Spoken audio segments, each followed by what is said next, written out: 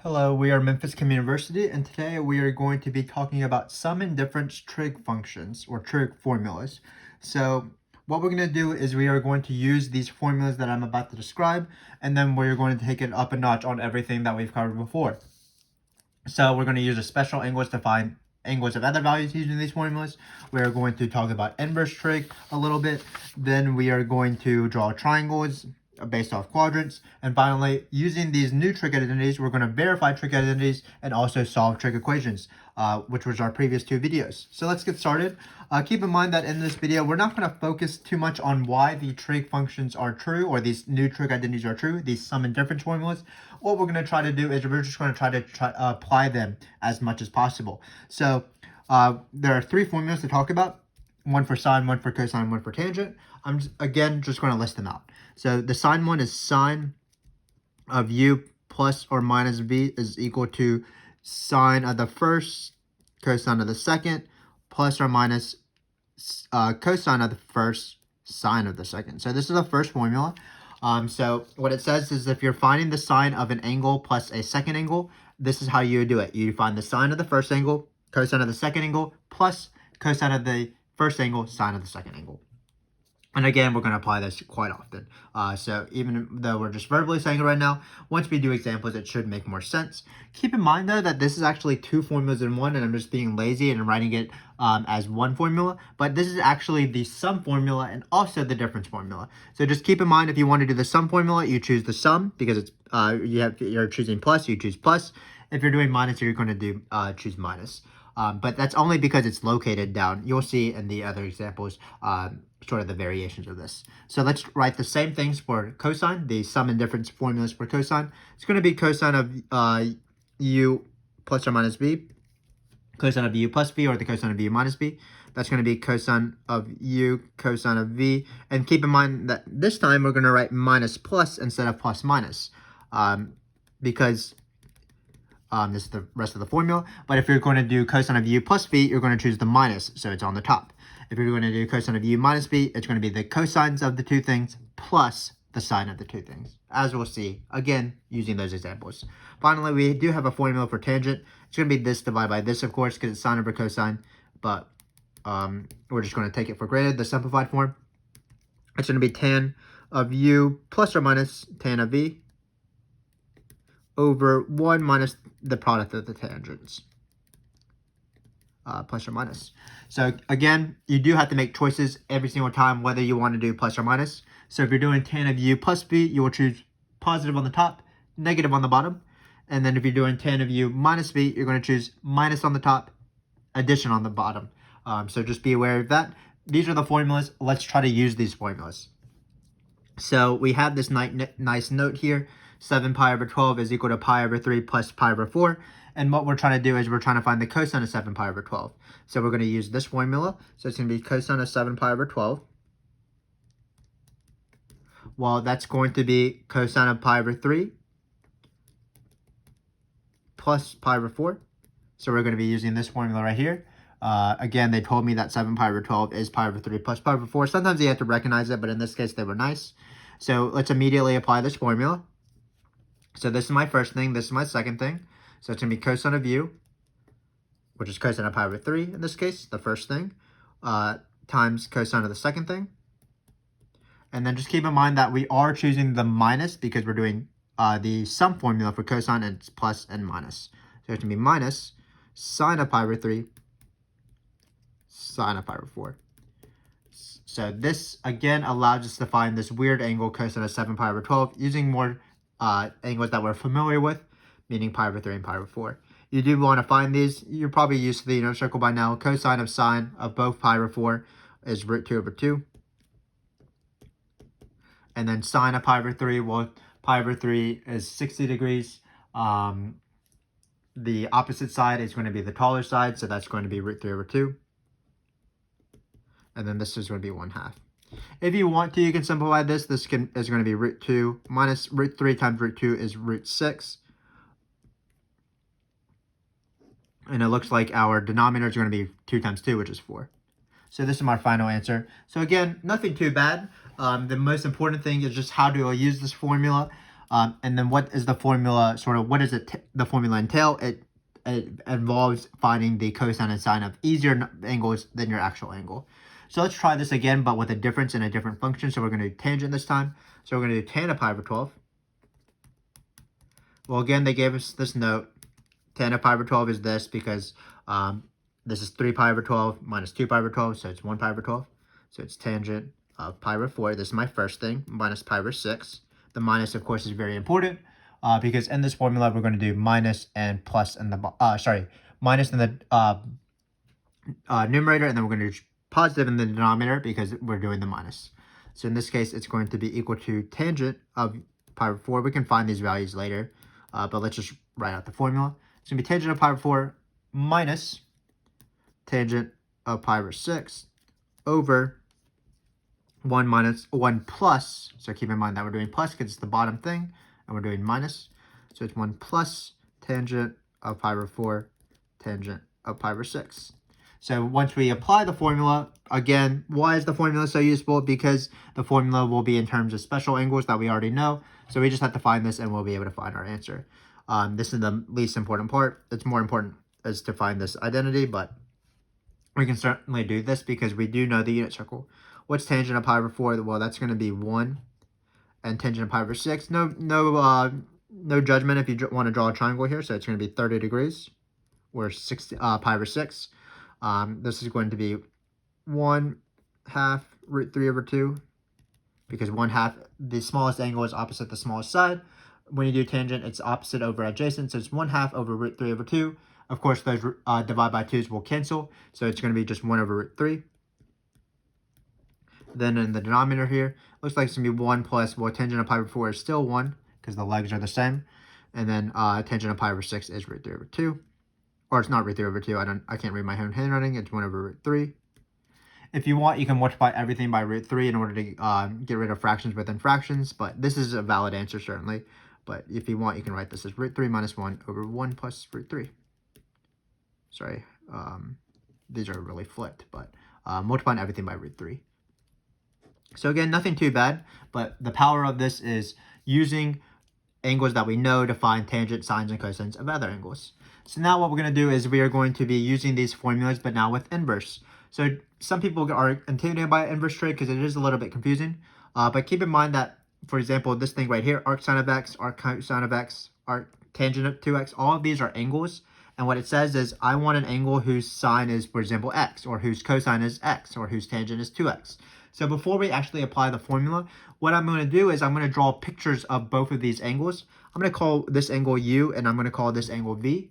I'm going to draw pictures of both these angles so that when we apply the formula, what we're going to do is we're just going to use SOHCAHTOA based off those triangles.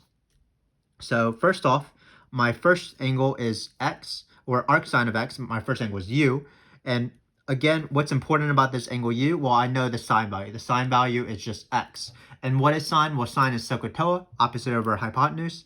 So it's going to be opposite, which is just x, over hypotenuse. To get, in order to get x for that entire ratio, we're just going to do 1. So just keep in mind that this is a picture again, my U. Let me repeat that. The sine of U, notice, is x over 1, which is what we want because U is the arc sine of x. So we want something whose sine is just x. X over 1, of course, is x. Then what we're going to do is we're going to find our third side because we probably need our third side because we might need to do cosine values, which is the adjacent side in this case. So if you want to do the Pythagorean theorem on the side, it's 1 plus x equals x squared plus y squared. Calling the side y, well, it's just going to be y squared is equal to 1 minus x squared. So we're going to take the square root of everything. Looks like, again, this third side will be square root of 1 minus x squared. So I drew a picture of U, and when I do the formula, it'll make things a lot easier. First off, though, before we do that, we do need to draw a picture for V as well, so that we can apply SOHCAHTOA to V. But again, nothing too bad. Arc cosine of x is equal to V, so that, in this case, it's reverse. Cosine of V is going to be x, so you want your adjacent over your hypotenuse to be x over 1. This gives us this third side as 1 minus x squared using Pythagorean theorem. So again, the inverse trig will tell you 2 legs of the triangle or 2 sides of the triangle. And then you need to find that third side using the Pythagorean theorem. So here's our 2 pictures. Now we are ready for the actual question. So what's sine of U plus V, or the sine of arc sine of x plus arc sine of V? I like to call it u and v instead of arcsine of x and cosine of v because it's less cluttered. What's sine of u plus v? It's going to be this formula right here. We're going to choose positive and positive. So it's sine of the first, cosine of the second, hopefully we won't run into the previous question, plus cosine of the first, sine of the second. So then we're going to just apply SOHCAHTOA twice. So sine of u is just x over 1, opposite over hypotenuse for this triangle. Again, it's also x because that's the given, so it's just x. Cosine of v is going to be, again, this given right here. It's going to be x over 1, nothing too exciting so far, so it's going to be x as well. And then cosine of u, well, we had to find this third side for this very moment. Cosine of u is going to be the adjacent over the hypotenuse. So it's root 1 over minus, square root of 1 minus x squared over 1. So it's going to be square root of 1 minus x squared over 1. If you want to write over 1, that's perfectly fine. Sine of v is going to be the same thing, square root of 1 minus x squared over 1, because they're in different slots. So again, notice how easy it was to apply SOHCAHTOA once we had these pictures. So again, and then my next example, I'm going to be finding the pictures first, and then I'm going to be applying the formula. You can simplify this a little bit. Of course, before we go on to that, x times x is x squared. Square root of 1 minus x squared times the square root of 1 minus x squared. Anytime you have a square root times the same square root, you get rid of the square root because that's the definition of square root. So it's going to be plus 1 minus x squared. By coincidence, I think x squared and x squared will cancel, so you're left with 1 actually, which is certainly an interesting answer. But still the same strategy will apply to the next one. We're going to draw both of these angles because both of these are angles. Then we're going to apply the formula. And then finally, using the pictures we drew, we're going to find these values that we need, the trig values that we need. So let's just get going and let's try to find it for this guy right here. So again, I'm going to call this u and v. So this is u minus v. We're going to draw a triangle here. Looks like my u triangle will be the same, but we can pretend that we didn't know it. Arcsine of x equaling u, that means that the sine of u is equal to x. So that means we have the hypotenuse and the opposite, because that's how SOHCAHTOA works. So it's going to be x over 1. This is u. The other side is used or is found using the Pythagorean theorem. It's going to be 1 minus x squared. Now we have this angle v is a little bit more interesting because we're dealing with tangent. Tangent is, of course, opposite over adjacent. So we want 2x over 1 to be these sides, because we have, if you take the tangent of the side, it'll be 2x over 1. So we have this 2x here. Again, you use the Pythagorean theorem to find the third side. Just keep in mind that this third side, if you want to call it h squared for the hypotenuse, it's going to be 1 squared. This is equal 1 squared plus 2x squared. And just be wary that the 2 is also being squared. It's very easy to not also square the 2, but because this entire opposite is 2x, the 2 also needs to be squared. So it's going to be 1 plus 4x squared, but the 2 is being squared. And then you're going to take the square root of that. That's going to be h. So it's going to be square root of 1 plus 4x squared. Again, the 4 is because you have to square the 2 as well when you're doing the Pythagorean theorem. But just like in the previous example, once we get to this step, the formula becomes very easy. We're just going to write out the formula in the context of this question, and then we are going to do SOHCAHTOA. So what's cosine of u minus v? Well, let's just rewrite it again to practice. Well, cosine of u minus v, we are doing minus, so we do want to choose positive. That's a little bit confusing, but it's going to be the cosine of both of these angles plus the sine of both of these angles. So let's just do it. Cosine of u, well, that's going to be square root of 1 minus x squared over 1, adjacent over hypotenuse. If you want to write over 1, of course you can, but I'm not going to do that because it's over 1. Cosine of v, that's going to be this complicated thing, 1 over this thing, adjacent over a hypotenuse for this triangle. And then we have sine of u. Well, sine of u is just x over 1. That's not too bad. And then sine of v, 2x over this. Kind of complicated again, but we were able to get there in the end. And because I've run out of room, I'm not going to simplify this, but if you wanted to simplify this, it's plus. This would be your denominator, and then it looks like you would have 1 square root of 1 minus x squared plus 2x squared, because these x's would be squared. But simplification is the least important part of this question. More important is just how to do the question. Again, don't be intimidated by inverse trig. The inverse trig allows you to draw triangles. You apply the formula that we talked about in the beginning, and then you use these triangles to find any sine or cosine value that you need. Nothing too bad. These formulas are not too bad. Just know how to memorize them, know where the sines and cosines go, know which ones are positive and negative, and you should be fine. So what we're going to do is we're going to do something very similar on the back here, or on the next page here. We're going to be doing the same thing. We're going to be applying these formulas. We're going to be drawing triangles like we did here. They might not involve x, but this information will allow us to draw triangles, and then we're going to do the formulas again. So let's get onto it. So again, before we apply the formula, just like in the previous two questions, what we want to do is we want to draw our triangles first, so that when we apply the formula and we need those trig values, it will be very easy to find them if the triangles are already drawn. So that's what we're going to do. So keep in mind that we're going to start off with this thing right here, our u. There's two pieces of information about u in both of these questions, this one and the next one. The first, or the latter part of the information will just tell you what quadrant you're dealing with. So keep in mind that from 0 to pi over 2, that's first quadrant, of course. From pi over 2 to pi, that's second quadrant. Pi to 3 pi over 2, that's third quadrant. And there's no fourth quadrant example in this, but fourth quadrant would be between 3 pi over 2 and 2 pi. So first off, we want to find an angle in the first quadrant. So that's 0 to pi over 2, and then whose sine is 3/5. Keep in mind that all these triangles are special: 3, 4, 5, 5, 12, 13. So just like how we use the fact that arcsine of x is equal to u to find this triangle opposite of our hypotenuse, same thing here. So our opposite is going to be 3, our hypotenuse is going to be 5. So it's going to be 3 over 5. And you again use the Pythagorean theorem to find the third side that's not involved in the trig function. So in this case, it was the adjacent, because we were dealing with sine. So the adjacent is going to be 4, because again, it's a 3, 4, 5 triangle. Then we're going to do with v. So cosine of v is equal to negative 5/13. Again, we're dealing with the second quadrant because our angle is in between pi over 2 and pi, so it's going to look like something like this. When we draw our negatives, the negatives is probably the trickiest part of this, but just keep in mind what is negative and positive in this quadrant. So in this quadrant, it's our y value is positive and our x values are negative. So that means that we want negative 5 on this side because we're doing adjacent.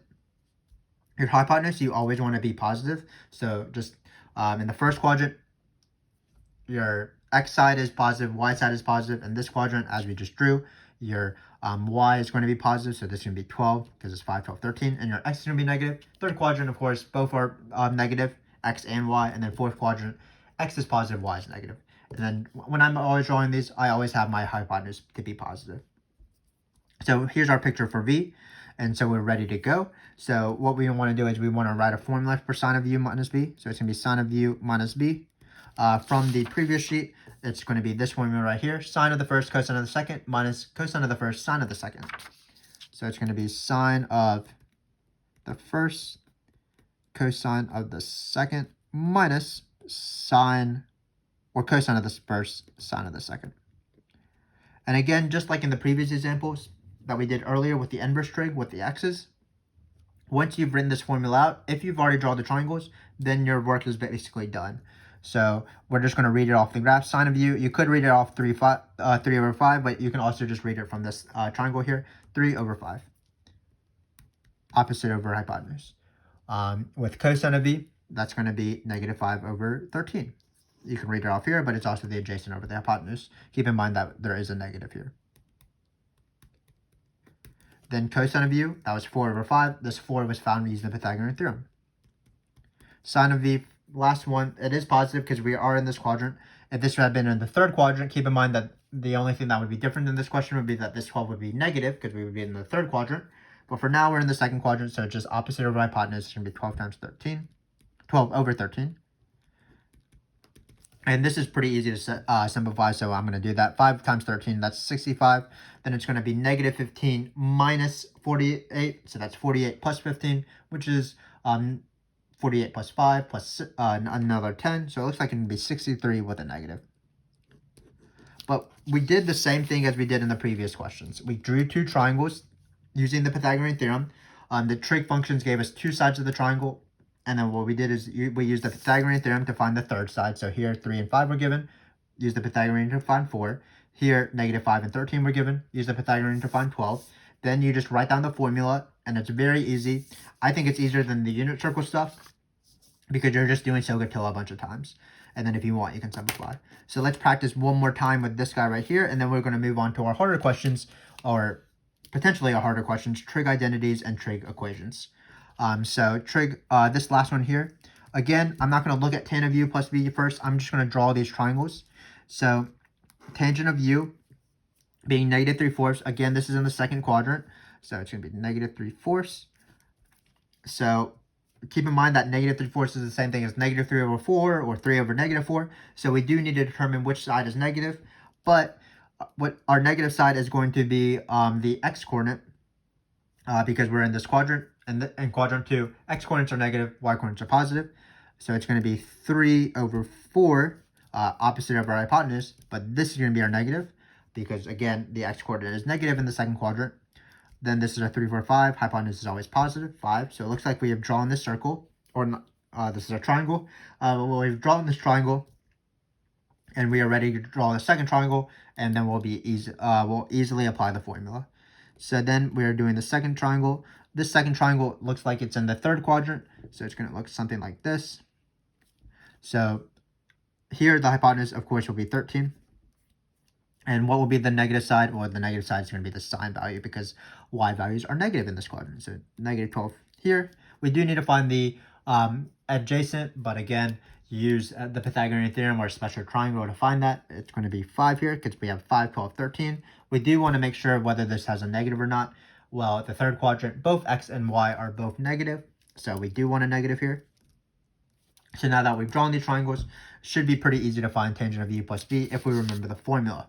So because we're doing positive, it's going to be positive on the top, negative on the bottom.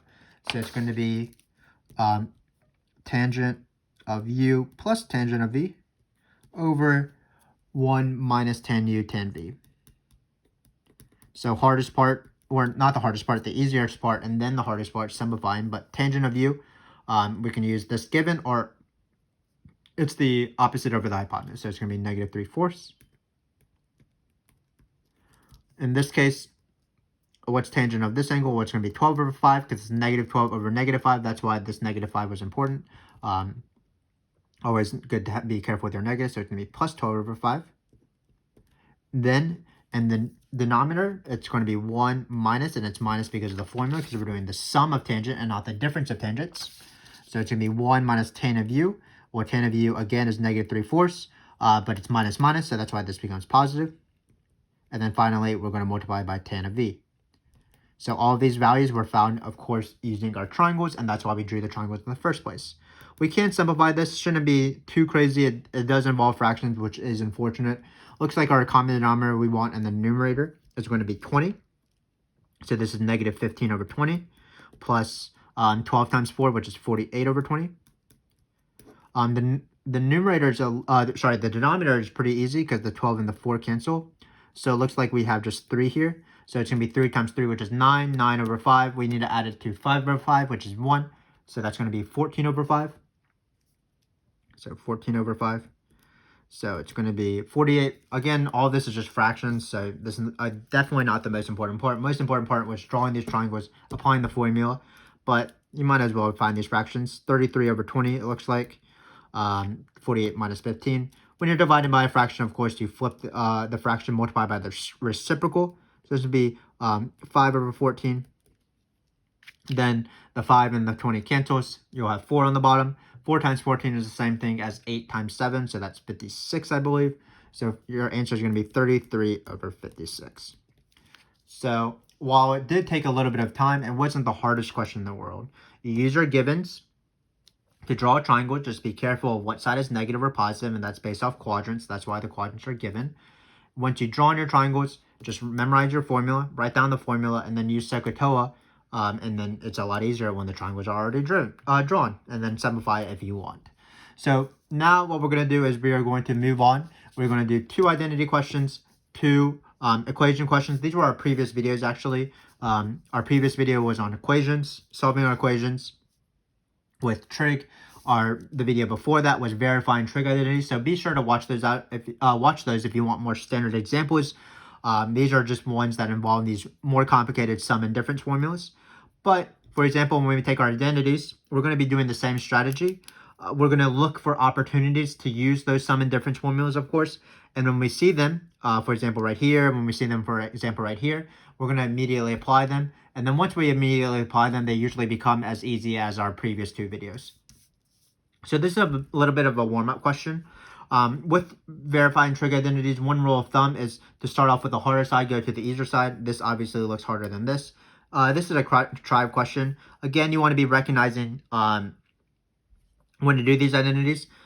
We have been only dealing with like cosine of x plus y and then using the identity, but here it's sort of backwards. So notice that this is this weird tangent thing. So we can write this as the tangent of a difference because we have a minus here and a plus, and then tangent of minus and a plus. So what is it the tangent of? What's the tangent? The difference of? It's the tangent of again a difference. Sorry, I can't talk. But what is being subtracted? Well, it's going to be this thing minus this thing, 7x minus 4x. And notice this is tangent of 3x. So this is a very easy question. A one-line identity, easier than identity questions we did previously where you had to change everything to sines and cosines and things like that. Just one line. And again, we just recognize that this is the difference of the tangent of a difference. What is the difference? Well, it's this thing minus this thing, so it's this. And it's a contrived question, so of course 7 minus 4x. 7x minus 4x is exactly what you want, 3x. So let's do a little bit of a harder question. Let's verify this guy right here. I see sums and I see differences. So this is going to be the harder side because it involves these harder functions. And what we're going to do is we're going to try to slowly turn this into this. This is going to be a little bit more complicated. But again, right when you see these sum and difference formulas, when you're doing identities or when you're doing equations, you immediately want to apply the thing we just learned. So I'm going to apply cosine of x plus y, which is this. Keep in mind that positive goes with negative. And then I'm going to apply cosine of u minus b. So it's going to be positive on this. So it's going to be cosine of x. So I'm going to start off with this side. Let's just rewrite this side again. So it's, my pen is getting a little bit weird. But it's going to be cosine of x plus y times cosine of x minus y. So we're going to apply the formulas. So this is cosine of x times cosine of y. And then we're going to subtract sine of x times sine of y.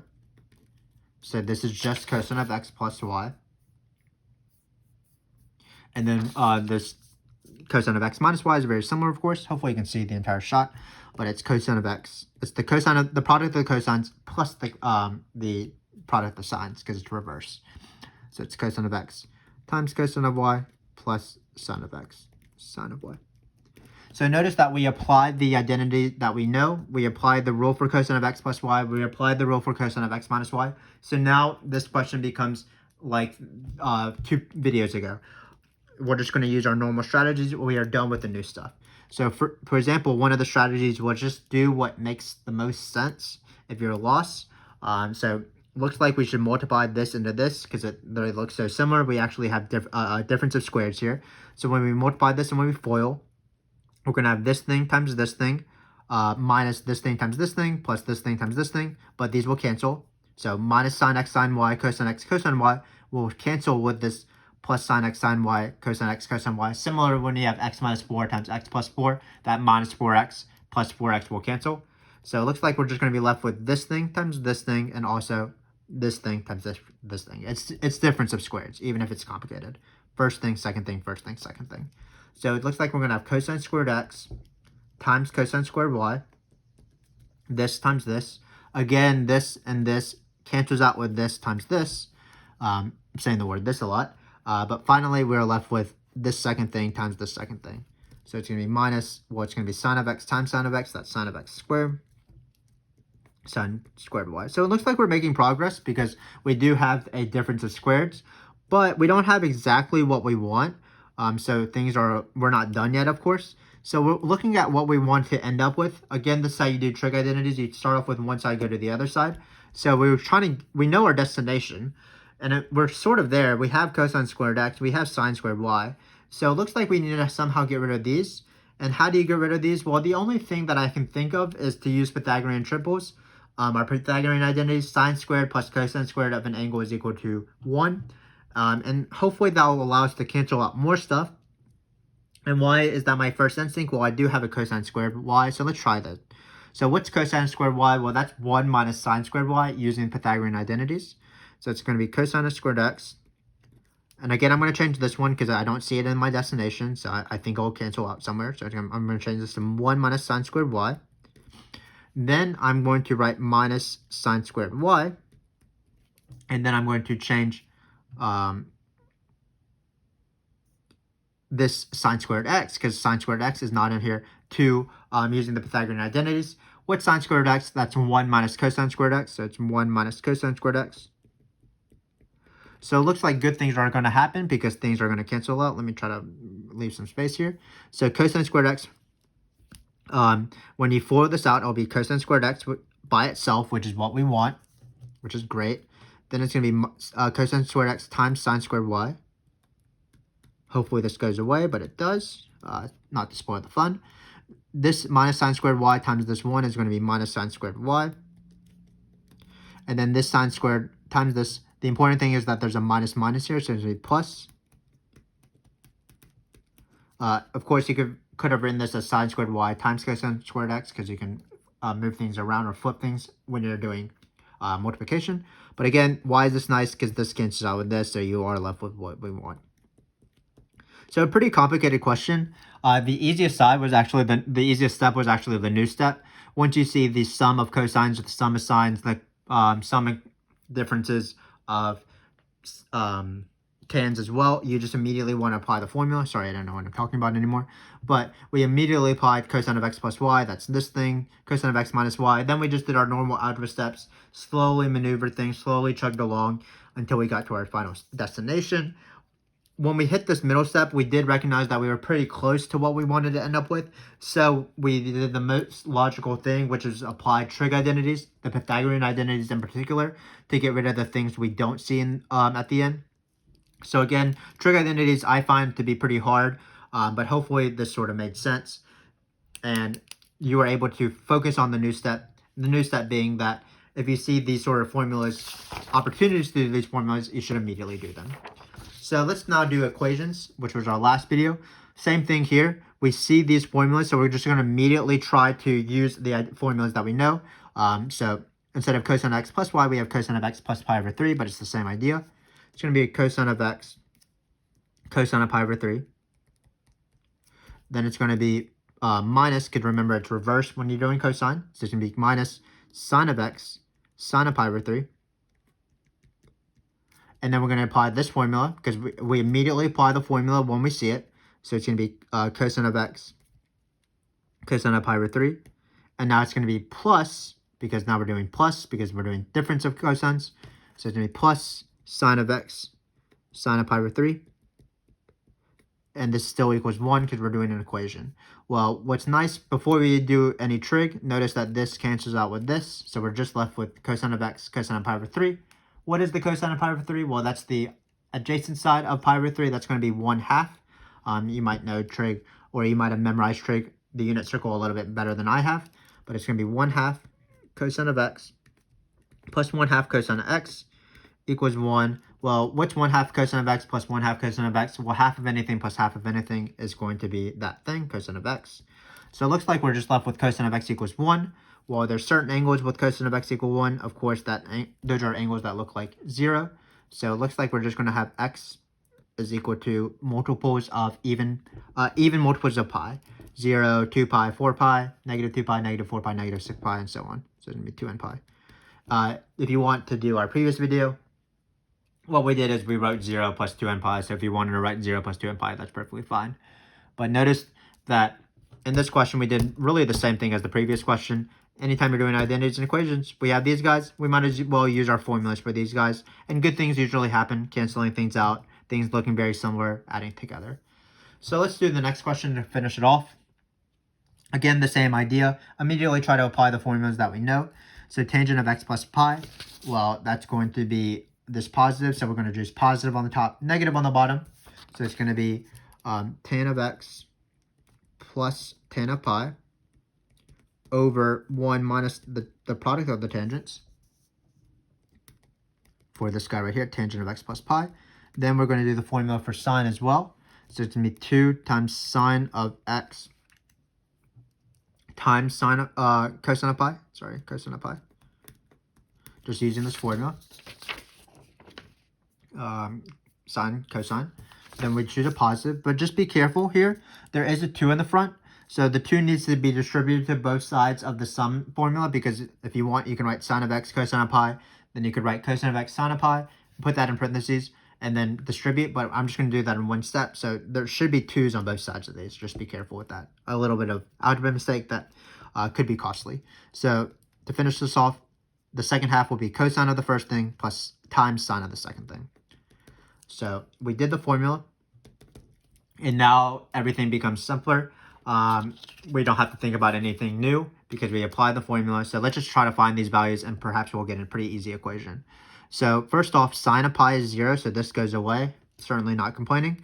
Cosine of pi, again, is -1, so you're going to be left with -2 sine of x because of this negative and this 2. Finally, tangent of pi is 0, so this goes away. Tangent of pi is 0, so this goes away. 1 minus 0 is 1, so you're just going to be left with tangent x. We actually knew that from the beginning because tangent has a period of pi, if you remember from our graph video. But we can still apply the formula. So here we just have tangent of x equals 0. So now we have to solve this trig equation. One strategy, of course, again, we're past the new things, so we need to do old things now from our previous video. But when you have different functions, what you want to do is you want to write one in terms of the other. Well, tangent of x is sine over cosine, so let's do that.